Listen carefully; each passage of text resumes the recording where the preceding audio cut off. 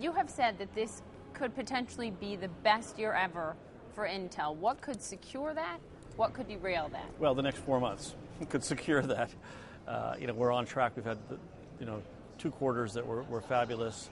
If we hit our midpoint of our guidance, the third quarter, that's going to be the best third quarter in our history. We haven't talked about Q4 yet, but the rate and slope of the industry, the normal seasonality suggests that it's going to be a very good year for us. It's been a very active year for you. 3 major acquisitions. The biggest, nearly $8 billion acquisition of security company Mcafee. The Street welcomed that with a lukewarm reception. But you even said at this developers forum, security is key. It is one of our 3 core principles moving forward. Why was it worth that much to Intel? Well, let me back up. The Street had bimodal reactions. The people who understand security and follow security thought it was a wonderful move, and they applauded it. The semiconductor analysts, who are the ones who principally follow Intel, were scratching their heads. Right. And so it's our job to educate them in terms of how this is going to be accretive and how it's going to add value to our platform and those kinds of things. And we're out talking to them now, and of course, as the transaction consummates, then we can demonstrate that. As these devices get more integral to our lives, as your bank account's on there and your grades and your social networks on, you don't want people to interfere with that or steal that. You talked about privacy in your comment.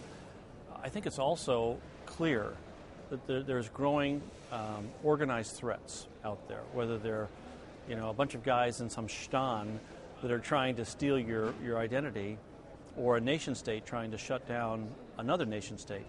This is not going to go away. It's a national security issue. It's a national security issue. So we saw that. We've seen that play itself out with the attacks in Georgia about a year and a half ago.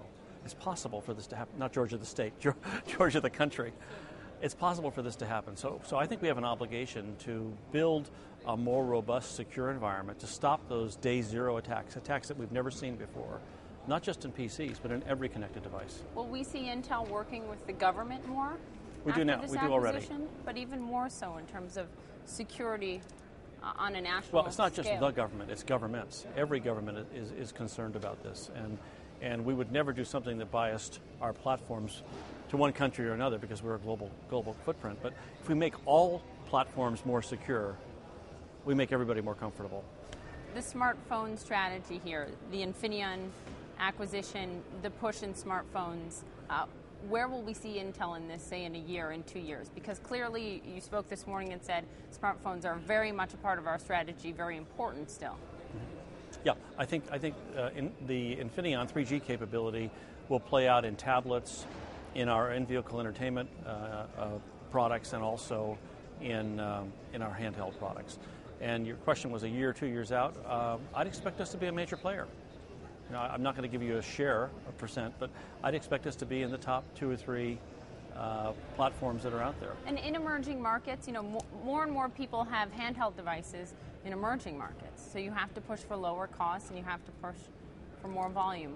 How big will that push be on Intel's side? Oh, it's huge. I mean, 5-6 years ago, we began developing Atom. Atom was a whole different paradigm. It's a way to build sufficient level of performance in the smallest chip possible. Therefore, the cost is the lowest, and the integration is the highest, and the performance meets the task at hand. And we're doing that now in a variety of devices. So we know how to engineer for cost. We know how to participate in these lower-priced markets at very good margins.